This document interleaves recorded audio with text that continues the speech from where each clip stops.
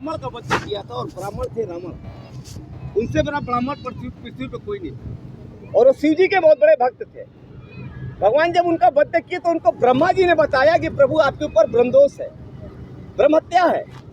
तो भगवान से ही पूछे, प्रभु ब्रह्मा जी से पूछे कि प्रभु इसका उपाय भी आप ही बता दीजिए। तो ब्रह्मा जी उनको बताए कि पृथ्वी पे एक नगरी है काशी, ये बाबा भोलेनाथ जी की नगरी है जहाँ 2 शमशान भूमि है।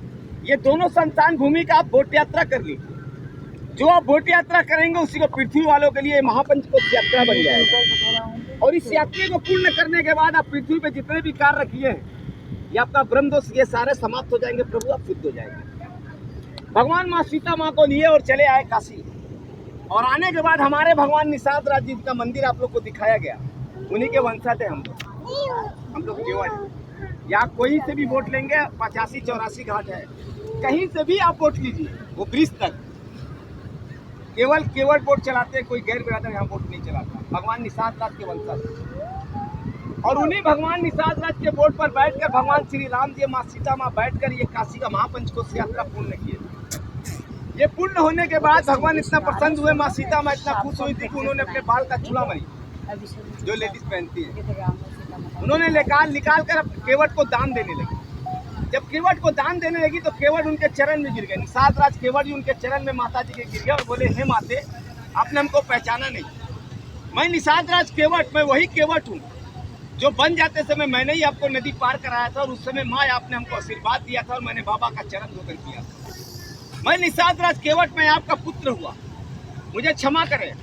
और प्रभु मेरे भगवान मेरे स्वामी हैं, मुझे केवल आशीर्वाद चाहिए प्रभु।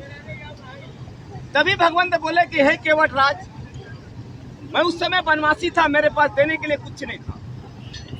मैं उस समय वनवासी था, मेरे पास देने के लिए कुछ नहीं था, लेकिन आज मैं राजा हूँ। और काशी का महापंचकोश यात्रा जो आप कराए हो, मैं आज से आशीर्वाद देता हूँ कि ये पृथ्वी पे जितने भी प्राणी आएंगे पृथ्वी के काशी, ये सभी महापंचकोश यात्रा करके जाएंगे। और इस यात्रा को एक व्यक्ति भी करेगा, पूरे परिवार के ऊपर इसका आशीर्वाद जाएगा।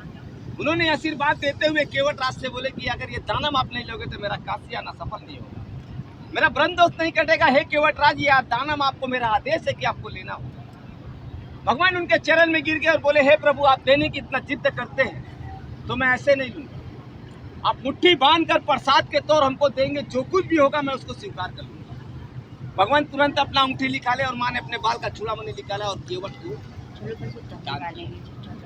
पूरे इंडिया में आपका केवट दान कहीं नहीं।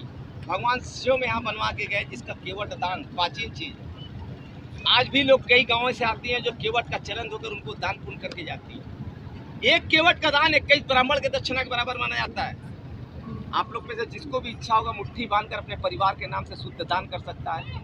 और जिसको नहीं इच्छा होगा उसके ऊपर कोई जोर जबरदस्ती या कोई उसके ऊपर दबाव नहीं है। ये मेरा फर्ज है, मेरा कर्म है जो मेरे बुजुर्ग बता करके मैं आपको बता रहा हूँ। इसको आपको ये नहीं कि आपके ऊपर कोई प्रेशर है। जिसको करना होगा करेगा, जिसको नहीं करना होगा उसके ऊपर कोई नहीं। आप लोग खुश हैं?